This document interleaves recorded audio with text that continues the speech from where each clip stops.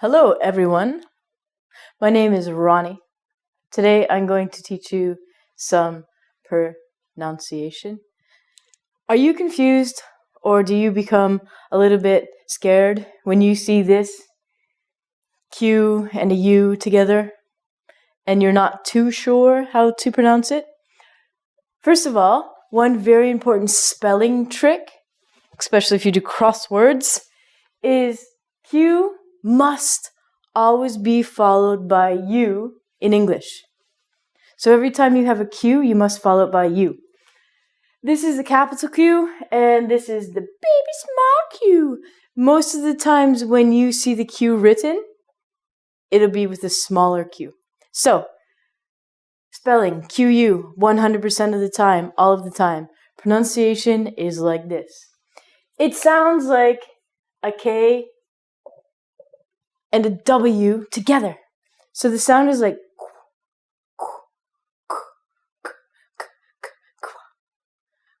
try and do that. Your mouth goes open at the end. Let's try our very, very first word. It's a word that's very common in a lot of storybooks for children or in newspapers. The first word is queen. Queen. So if you take the first qua sound, you're going to make it like a KW, so it's like queen. Queen. The queen, of course, is always a woman who is married to a king. The king and the queen sometimes are monarchs of some countries. The next word is quilt. Quilt. When you say the QU sound, it is unvoiced, so it does not vibrate, so it's quilt. A quilt, it's a blanket.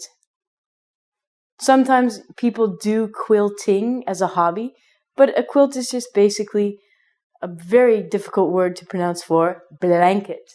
So again, it's the KW, so quilt. The other thing that's very important is that you always are very, very strong in your pronunciation about the T sound at the end of the word. Because if you don't, it could sound like this letter, or this word, quill. So if you don't say the T here, it could sound like you're saying quill. Quill is a very, very, very old writing instrument that they used hundreds of years ago. And it was basically a feather. What is a feather? A feather is a bird hair. Let me draw you a feather, shall I? So a quill is a bird feather. And what they did was they put ink at the nib of the feather and they were able to write before they had the modern pens, pencils, or iPhones. This word is quill. Quill, quilt. And the one in between this, we don't really use this word a lot, but it is still in our vocabulary. In my vocabulary, this word is quaint. That's quaint. Quaint means it's cute or nice.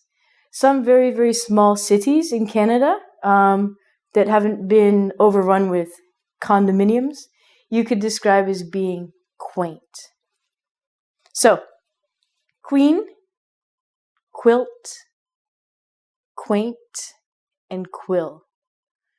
If you can practice the you will have much ease at saying these words.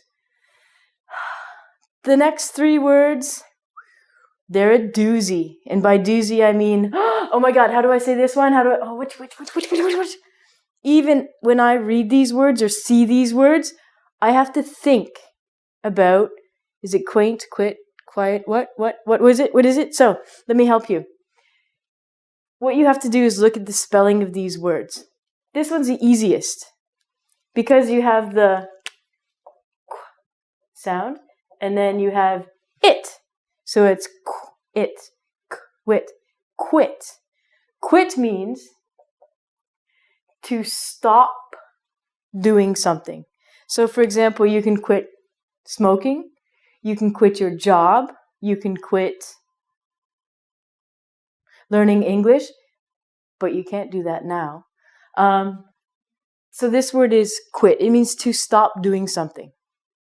This word is almost the same spelling as this word and this word, but there is a sneaky little E here. So, if you have the first part of the word, it's qu with our KW sound.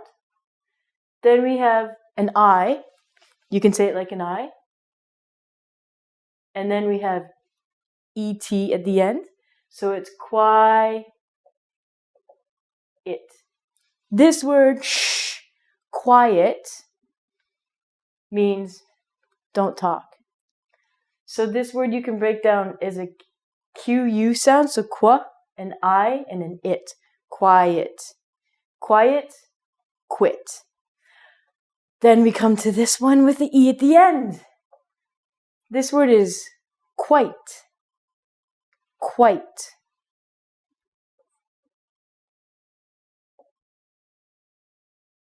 So it would rhyme with the word white.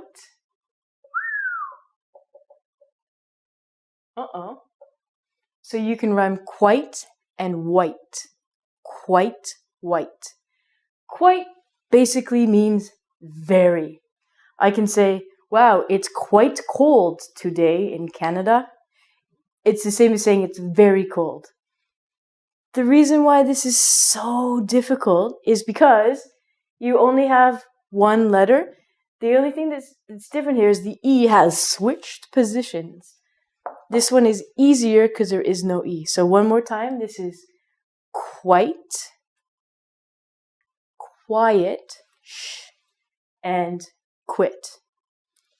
If you would not like to quit studying English, go to ingvid.com and learn some more. Goodbye.